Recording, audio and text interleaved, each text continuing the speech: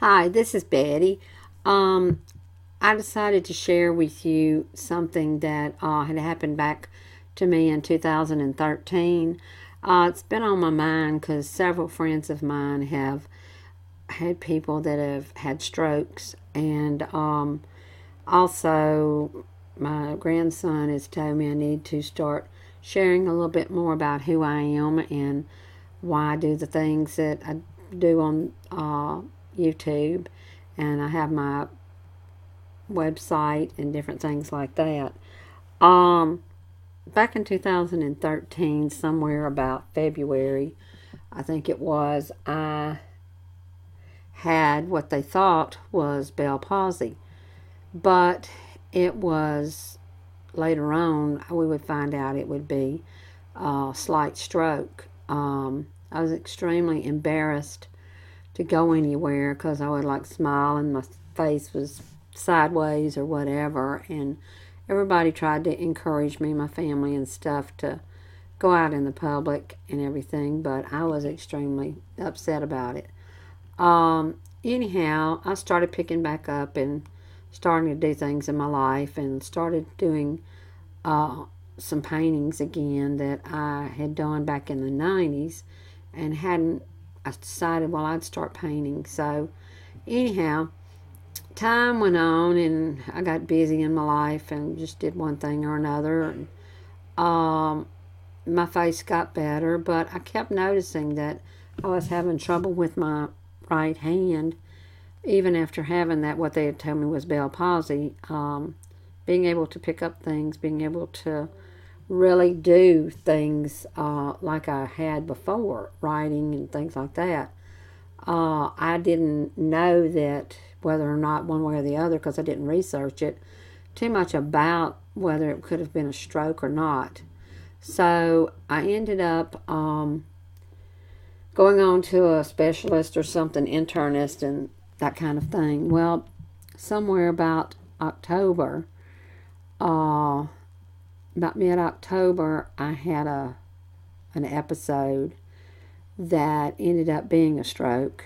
Went to a ENT because of the dizziness, and so they started, trying balance different things and stuff like that to help my balance. Um, I really couldn't hardly walk across the floor. My balance was so messed up.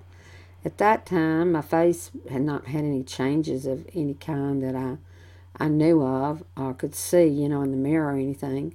But the right side was kind of messed up. So I started in therapy and I began to have some issues where my memory was a little off, but not too bad at that point. And then about 2 weeks later, right at the 1st of November, I woke up and evidently I had had another stroke, but on the other side. This time, this one took me down pretty hard. I was in talking with the therapist, and when I came in that day, he knew that there was a change. So they immediately started getting some speech therapy and suggested that I get that done. So I did, and I worked with the guy for the physical part, the physical therapy. He saw that I was really capable of doing a lot early on, probably in my life, as far as exercising and stuff like that, and I did. I always exercised, ran, or something like that. So he told me that he was really going to give me a workout in therapy because he knew that I could do it. I was capable of doing it. At that time, I was 59, fixing to turn 60 years old. Yeah, I have not discussed that yet, but anyhow, well, of my age. But that stroke, last one, took me down pretty hard. My attention span was no more than just maybe 30 seconds, something like that. If I saw something happening or somebody said something to me and I needed to get to somebody else to tell it to them, I couldn't get out of the chair before I sat back down. I didn't even know what I was getting out of the chair for. I was able to do one thing, and that was to text on the telephone. I could communicate that way. I could write things down. I could do emails, and you didn't even have any idea anything was wrong with me at all. I wouldn't mix up things or anything like that. So finally, when I got into therapy, the lady asked me what was my goal. And she says, I know you have a photographic memory, but how far do you want to take this? And I shared with her that I also had a disability younger years, and it was very difficult until I got into college to do my studies unless somebody read them to me. So when I got into college, that's when I realized I had a photographic memory, and I used it, and worked out pretty good for me. So I said, well, I want to do that. So she started working with me, and instead of being able to retain one thing in a few minutes' time, I was able to go even the maximum or over the maximum, which was 5 different words to be able to remember, and a certain series of things that we had to do. So I was really, really glad when we got through, because I was able to actually go home and work on my computer. Didn't have to take it and spend money to get it fixed. I wasn't afraid to tackle anything anymore. Yes, it did take more than a few months to recover. I would have little slight strokes and stuff, but they wouldn't affect me very much other than just making me feel bad, and my head would tingle or my ear was messed up or something like that. It would kind of take me back a little bit, but it made me want to yesterday or day before yesterday to speak to you about this, because that stroke victim, they are in there. There's just a wall between them and the world, outside world, to communicate with. They say that a lot of stroke victims, they never come out of it. They never get completely well, and they try or they work a little bit with it. I suggest that if you are a victim of a stroke and they want you to do the speech therapy and do all these little bitty things that you did in school, elementary school, and you think it's stupid, it's not.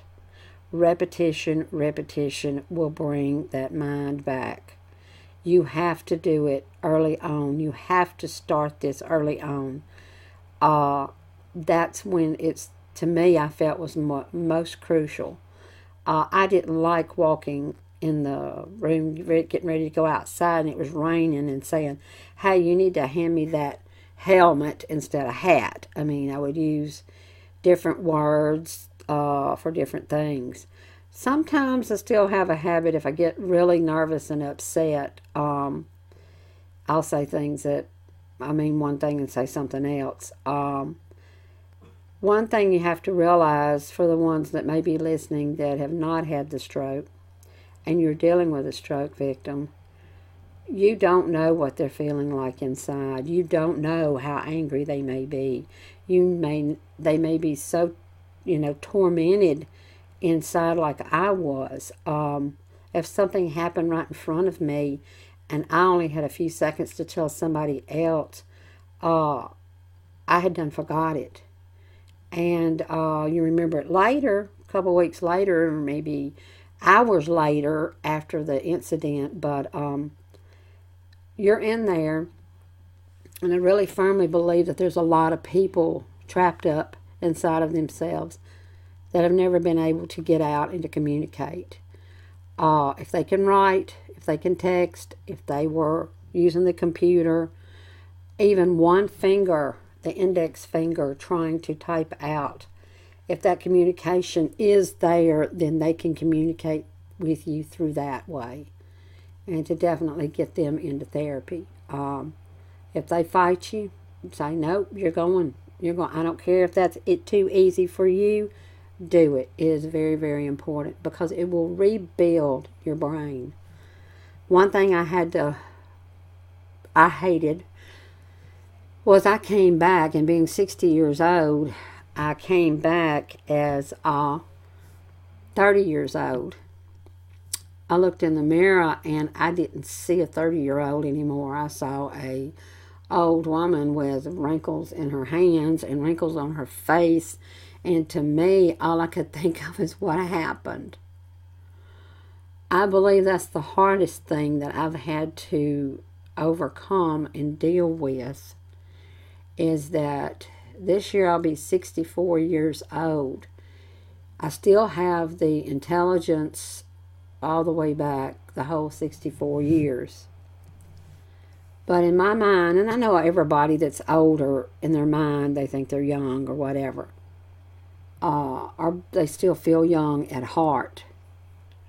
But my mind, from the stroke, cannot get past. It's beginning to here recently to get past the fact that I'm not in my 30s. Fortunately for genetics, I don't look more than 40 or 50 years old when I'm on a good day. So most people do not believe that I have a great granddaughter. They say, no, you that's your granddaughter or maybe your daughter. But so I'll tell them thank you, but no. Anyhow, I just wanted to share that with you. Please pass that information on to somebody else out there that's going through this or watching one of their loved ones go through this. All they need to know is if they cannot communicate that you love them and that you understand that they're trapped and that you keep trying to find some way for you to get through to them and them to get back to where they were. I hope you have a good New Year's. I certainly am having a good life. You have a good week. Thank you. Bye.